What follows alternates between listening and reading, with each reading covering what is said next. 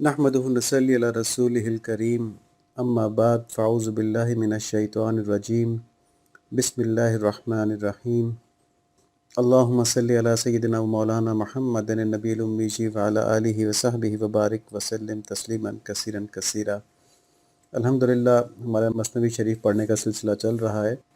आजकल इसमें यहूदी वज़ीर के ईसाईयत को तबाह करने के मंसूबे का तज़किरा हो रहा है। इस मंसूबे के तहत यहूदी वज़ीर ईसाई आलिम बनकर ईसाइयों में तफ़र्क़ा डालने की कोशिश कर रहा है, और तफ़र्क़ा डालने की तदबीर उसने ये की है कि ईसाइयों के मुख्तलिफ़ गिरोह बनाकर उनको अलग अलग मुतज़ाद बातों की तालीम दी। इस मुतज़ाद तालीम की वजह से हर गिरोह अपने ही फ़िरक़े को हक़ समझने लगा, और उसके ख़िलाफ़ बात करने वाले को वो समझता था कि बिल्कुल बातिल है, जो हमारे पास है वो हक़ है, और जो दूसरा बात कर रहा है वो बिल्कुल गलत बात है, वो हक़ नहीं है। हज़रत ने यह भी बताया था कि यहूदी वज़ीर के इस जाल में सिर्फ़ वो लोग आए जिनका दीन का पुख्ता इल्म नहीं था, और ना वो अहले इल्म के साथ जुड़े हुए थे, वरना जो अहले इल्म थे या जो अहले इल्म के साथ जुड़े हुए थे वो यहूदी वज़ीर की इस जालसाज़ी को पहचान गए, या अपने उलमा के पीछे चलते हुए उन्होंने ये जान लिया कि ये हमको धोखा दे रहा है, तो उसके पीछे नहीं चले। बात असल में ये होती है कि अवाम का इल्म इतना पुख्ता नहीं होता, और वो जज्बाती भी होते हैं। चुनाचे जो आम ईसाई थे उनकी अक्सरियत ने अपने सही उलमा की बात सुनने के बजाय यहूदी वज़ीर की चुपनी चुपड़ी बातें सुनी, और उसके जो मुखालफत उभारने वाले जज्बात थे उन बातों को उन्होंने लिया और उसके पीछे चल पड़े। ये हमारे सामने की तजुर्बा है कि अवाम नारों से इम्प्रेस होते हैं, वो बड़ी दकीक इल्मी बातों को ना समझ सकते हैं, ना उनके पास इतना वक्त होता है। उनको अट्रैक्टिव नारे दे दिए जाएं तो वो नारों के पीछे अपने जज्बात को मुंसलिक कर लेते हैं, उनके पीछे वो चल पड़ते हैं। तो यही यहूदी वज़ीर ने किया कि उनको मुख्तलिफ़ चीज़ें सिखा के उनको अपने अपने नारे दे दिए, और वो उसके पीछे चल पड़े। आज हम यहूदी वज़ीर की मक्कारी के बारे में मौलाना के कुछ और अशार देखते हैं। तो हज़रत फरमाते हैं, हर यके कौलिस्त ज़िद्दे यक दिगर ई बज़िद्दे ऊज़े पाया ताबसर। गर्ज़ इन सारे वॉल्यूम्स में हर कौल दूसरे की ज़िद था, हत्ता कि ये कौल उस दूसरे कौल की सर से पाँव तक ज़िद थी। चूँ यके बाशद बगू ज़हरो शकर मुख्तलिफ दरमानियो हम दर सुवर। भला बताओ, जहर और शकर कब एक हो सकते हैं? ये तो अपने असर से भी मुख्तलिफ हैं और शक्ल में भी मुख्तलिफ हैं। यानी जहर और शकर, इनकी तासीर भी अपोजिट होती है और ये देखने में भी मुख्तलिफ नज़र आते हैं। दर मानी इख्तिलाफ हो दर सुवर रोज़ व शब भी खार गुल संगो गोहर।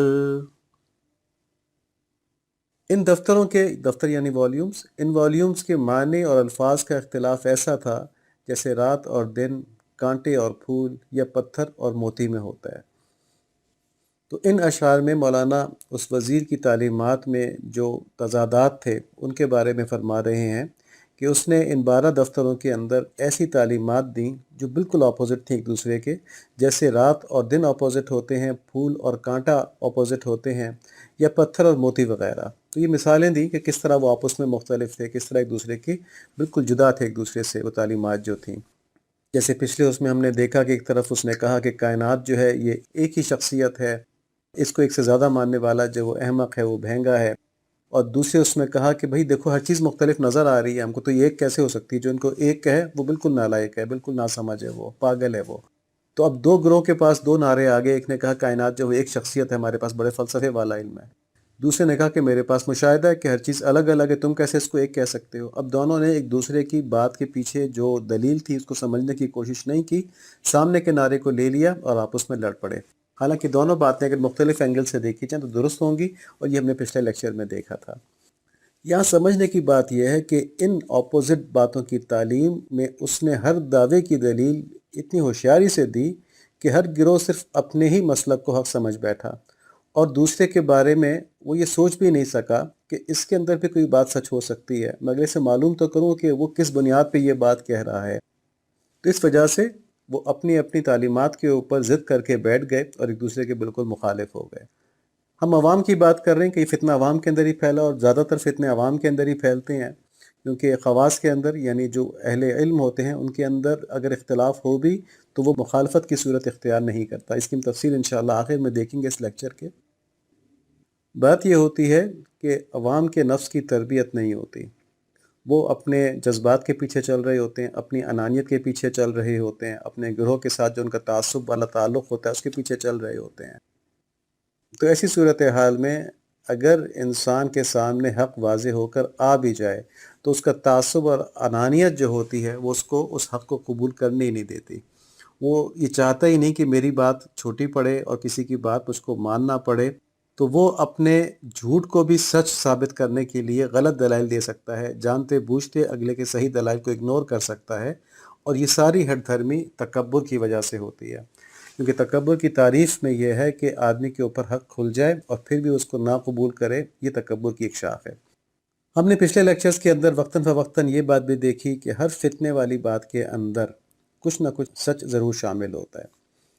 شیطان اور جو اس کے اعلیٰ کار لوگ ہوتے ہیں جو اس کے دلائل بناتے ہیں، کیونکہ شیطان خود تو آ کے بات نہیں کرتا نا، تو انسانوں کے ذریعے بات کرواتا ہے. جو اس کے اعلیٰ کار انسان ہوتے ہیں وہ اپنے ان جھوٹے عقائد، باطل عقائد اور تصورات کے اوپر کسی نہ کسی ایسے سچ کی گولڈ پلیٹنگ کرتے ہیں، ملمہ کاری کرتے ہیں کہ وہ عوام کے لیے ایکسیپٹیبل ہو جائے، اور لوگ اسی سچ کو دیکھ کے اس کے پیچھے چل پڑتے ہیں اور دھوکہ کھا جاتے ہیں. وہ اس کے اندر چھپے ہوئے اس فتنے کو، اس باطل چیز کو نہیں پہچان پاتے. جو عقل مند لوگ ہوتے ہیں وہ سچی بات کو فوراً پہچان جاتے ہیں، کہتے ہیں یہاں تک تو یہ بات سچ ہے، لیکن اس کے بعد یہ جو بات لے کے آ گئے یہ کہاں سے آ گئی. وہ وجہ کیا ہوتی ہے کہ ان کے پاس دین کا علم ہوتا ہے اور وہ باطل کو فوراً پہچان لیتے ہیں. تو پھر وہ جو اس کے اندر سچ ہوتا ہے دعوے کے اندر اس سچ کو قبول کر لیتے ہیں، کہتے ہیں یہ بات تمہاری بالکل ٹھیک ہے لیکن یہ بات تمہاری غلط ہے، یہ تم نے غلط ملا دیا اس کے اندر. تو اگر ہر مسلک کے اندر حق اور سچ کو پہچان لیا جائے تو یہ بات کھل جائے گی کہ ہر مسلک کے اندر کسی نہ کسی سچائی کی دعوت دی گئی ہوتی ہے، اور تمام فرقے جو ہیں، تمام مسالک جو ہیں وہ اس سچائی کے اوپر بنے ہوتے ہیں، لیکن مختلف اس لیے نظر آتے ہیں کہ ان کے ساتھ ہر فرقے نے ایک مختلف باطل ملا دیا ہوتا ہے. ہم ایک مثال سے یہ بات سمجھتے ہیں کہ اہل بیت کی محبت یہ تمام مسلمانوں کے اوپر واجب ہے. نبی صلی اللہ علیہ وآلہ وسلم نے فرمایا ہے کہ میرے اہل بیت سے محبت کرو. ان کی محبت کو لے کے ایک فرقہ بنا دیا گیا. ٹھیک ہے جی. اب اہل بیت تو نبی صلی اللہ علیہ وآلہ وسلم کے محبوب ہیں، تو یہ تو ہر مسلمان کے دل کی دھڑکن ہے کہ اہل بیت سے محبت کی جائے. اہل بیت کون ہیں؟ نبی صلی اللہ علیہ وآلہ وسلم کے گھر والے، خاص طور پہ حضرت علی رضی اللہ تعالیٰ عنہ، حضرت فاطمہ رضی اللہ تعالیٰ عنہ اور ان کی اولاد. لیکن اس محبت کو استعمال کر کے بڑے بڑے صحابہ ہیں، خلفائے راشدین ہیں، اور ان کے ساتھ جو صحابہ تھے وہ ہیں، ان سب کی مخالفت اور بے ادبی کو خوشنما بنا دیا گیا. یعنی محبت کس لیے استعمال ہوئی کہ خلفائے راشدین کی اور بڑے بڑے صحابہ جو ہیں ان کی مخالفت اور بے ادبی کو جائز قرار دے دیا جائے، اور اس کا یہ بنیاد کیا بنایا جائے کہ ہمیں اہل بیت سے محبت ہے. اس قسم کے فرقوں کو رافضی یا اہل تشیع کہتے ہیں، اور یہ امہات المومنین کی شان میں، خاص طور پر عائشہ صدیقہ رضی اللہ تعالیٰ عنہ کی شان میں بھی گستاخی کرتے ہیں. اب یہ ایک ایسا فرقہ بن گیا کہ جس نے کہ ایک سچ کو لیا، اہل بیت کی محبت کو، اور اس کو بنیاد بنا کے اس کے اندر کیا چیز ملاوٹ کی؟ بڑے صحابہ کی، جو خلفائے راشدین کی، جن کے بڑے مقامات ہیں نبی صلی اللہ علیہ وآلہ وسلم کی احادیث کے اندر، اور حضرت عائشہ صدیقہ رضی اللہ عنہ کی، ان کی بے ادبی، ان کی مخالفت اس کے اندر شامل کر دی، اور کہا کہ یہ ہم اس لیے کریں کہ ہمیں اہل بیت سے محبت ہے، اور جو ان کی مخالفت نہیں کرتے وہ اہل بیت سے محبت نہیں کرتے. تو یہ ایک نعرہ سامنے آ گیا. اس کے ریئیکشن میں کچھ اور لوگوں نے صحابہ رضوان اللہ علیہم کی محبت کو لے کے اہل بیت کی بے ادبی کو اپنا وتیرہ بنا لیا. ان لوگوں کو ناصبی کہتے ہیں. اب یہ دو بالکل اپوزٹ فرقے ہیں. ٹھیک ہے، دونوں نے ایک ایک سچ کو استعمال کیا ہے. ایک نے اہل بیت کی محبت کو استعمال کیا ہے اور دوسرے نے صحابہ کی محبت کو استعمال کیا ہے، لیکن استعمال کر کے اس کے اندر ایسا باطل ملایا کہ یہ آپس میں ایک دوسرے کی مخالفت میں کسی نہ کسی صحابی کے گروہ کی بے ادبی کر رہے ہوتے ہیں، ان کی مخالفت کر رہے ہوتے ہیں. جیسے ناصبی جو ہیں وہ اہل بیت، کیونکہ اہل بیت بھی صحابہ ہی تھے، تو ان کے شان میں گستاخی کر رہے ہوتے ہیں. اور جو رافضی ہیں وہ خلفائے راشدین کی شان میں، ہماری ماں حضرت عائشہ صدیقہ رضی اللہ عنہ کی شان میں گستاخی کر رہے ہوتے ہیں. تو اب ان کے جو مسالک ہیں اس میں دین کی تعلیمات کے اوپر عمل کی فکر سے زیادہ آپس میں دوسرے کی مخالفت ہے. صحابہ کرام کو برا بھلا کہنا ہے، اہل بیت کو نعوذ باللہ برا بھلا کہنا ہے، اور یہ بہت بڑی گمراہی ہے. تو اس میں دین کے اوپر عمل سے تو ہٹ جاتے ہیں، لیکن اپنے اس باطل چیز کے اندر آگے بڑھتے چلے جاتے ہیں. اور اس طرح یہ دونوں فرقے آپ صلی اللہ علیہ وآلہ وسلم کو تکلیف پہنچانے کا سبب بنتے ہیں۔ یہ ہم نے کیوں کہی بات؟ کیونکہ آپ صلی اللہ علیہ وآلہ وسلم نے فرمایا ہے صحابہ کرام کے بارے میں، بڑے عجیب الفاظ میں یہ بات کہی گئی ہے۔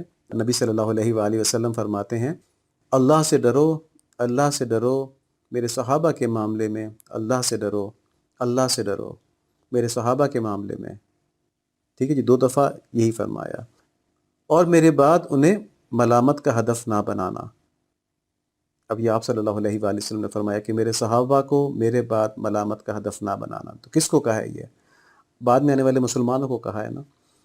جو ان سے محبت کرے گا وہ مجھ سے محبت کرنے کی وجہ سے ان سے محبت کرے گا، اور جو ان سے بغض رکھے گا تو مجھ سے بغض رکھنے کی وجہ سے ان سے بغض رکھے گا، اور جس نے انہیں ایذا پہنچائی اس نے مجھے ایذا پہنچائی، اور جس نے مجھے ایذا پہنچائی اس نے اللہ تعالیٰ کو تکلیف دی، اور جس نے اللہ تعالیٰ کو تکلیف دی تو قریب ہے کہ اللہ تعالیٰ اسے اپنی گرفت میں لے لیں۔ یہ ترمذی شریف کی روایت ہے۔ اس روایت سے معلوم ہوتا ہے کہ نبی صلی اللہ علیہ وآلہ وسلم اپنے صحابہ سے بہت محبت کرتے تھے، اور اپنے صحابہ کی عزت، شرافت اور تکریم کے معاملے میں امت کو ایک وصیت کر گئے، ایک نصیحت کر گئے کہ تم نے ان کے خلاف کوئی بات نہیں کرنی، اور ساتھ میں کہہ دیا کہ جو ان سے محبت رکھتا ہے وہ مجھ سے محبت رکھنے کی وجہ سے ان سے محبت رکھتا ہے، اور جو ان سے بغض رکھتا ہے وہ مجھ سے بغض رکھنے کی وجہ سے ان سے بغض رکھتا ہے، اور جس نے ان کو تکلیف پہنچائی اس نے مجھے تکلیف پہنچائی، اور جس نے مجھے تکلیف پہنچائی اس نے اللہ کو تکلیف پہنچائی، جس نے اللہ کو تکلیف پہنچائی پھر وہ اللہ کے غضب کے لیے تیار رہے۔ اب یہاں پہ صحابہ کے کسی خاص گروہ کی بات نہیں کی گئی۔ صحابہ کے اندر اہل بیت بھی شامل ہیں، امہات المومنین بھی شامل ہیں، خلفائے راشدین بھی شامل ہیں، پھر اور طبقات ہیں، بدری صحابہ ہیں، بیت رضوان کے صحابہ ہیں، مہاجرین ہیں، انصار ہیں، تو سارے کے سارے گروہ اس حدیث کے اندر آ جاتے ہیں، تخصیص کوئی نہیں۔ صرف قرآن شریف کی جو آیات ہیں اس میں بھی سارے صحابہ کا ذکر ہے۔ اب جو صحابہ رضوان اللہ علیہم کے کسی بھی گروہ کی مخالفت کرے، چاہے اہل بیت کی کرے، چاہے خلفائے راشدین کی کرے، چاہے امہات المومنین کی کرے، چاہے عام صحابہ کی کرے، تو وہ اس حدیث کا اور قرآن شریف کی ان آیات کا منکر ہے جو ان صحابہ کے معاملے میں اللہ تعالیٰ نے نازل فرمائیں، جن سے ان کی مقبولیت ظاہر ہوتی ہے، اور یہ بات پتہ چلتی ہے کہ اللہ تعالیٰ ان سے راضی تھے۔ ہم یہاں پہ کچھ احادیث اور آیات پیش کرتے ہیں۔ سورہ بقرہ کی آیت نمبر 137 ہے، فَإِنْ آمِنُوا بِمِثْلِ مَا آمَنْتُمْ بِهِ فَقَدِ اهْتَدَوْا وَإِنْ تَوَلَّوْا فَإِنَّمَا هُمْ فِي شِقَاقٍ فَسَيَكْفِيكُمُ اللَّهُ وَهُوَ السَّمِيعُ الْعَلِيمُ۔ اگر وہ تم جیسا ایمان لائیں تو ہدایت پائیں، اور اگر منہ موڑیں تو وہ سری اختلاف میں ہیں۔ اللہ تعالیٰ ان سے عن قریب آپ کی کفایت کرے گا، اور وہ خوب سننے اور جاننے والا ہے۔ تو یہاں پر کیا بات فرمائی گئی کہ صحابہ رضوان اللہ علیہم کے ایمان کو اللہ تعالیٰ نے اسٹینڈرڈ مقرر کر دیا کہ اگر یہ جو کفار ہیں، یہ جو منافقین ہیں، یہ اس طرح ایمان لائیں جس طرح صحابہ کرام ایمان لائے ہیں تو وہ ہدایت پائیں گے، تو اللہ تعالیٰ کے مقبول ہوں گے، اور اگر وہ اس سے ہٹیں گے تو بس پھر وہ اختلاف میں آپ کے ساتھ ہیں، اور اللہ تعالیٰ عن قریب آپ کی کفایت کریں گے، یعنی آپ کو ان کے شر سے بچائیں گے، اور وہ خوب سننے اور جاننے والے ہیں۔ اب سمجھیں کہ وہ گروہ کتنا ناسمجھ ہوگا جو اس آیت کو جاننے کے باوجود کہ اللہ تعالیٰ نے صحابہ کرام کو ایک رول ماڈل بنا دیا تمام امت کے لیے، کسی بھی صحابی کی مخالفت کرے، کسی بھی صحابی کی مخالفت کرے، چاہے وہ کسی بھی گروہ سے ہو۔ تو اللہ تعالیٰ ہم کو ایسی ناسمجھی سے محفوظ فرمائے۔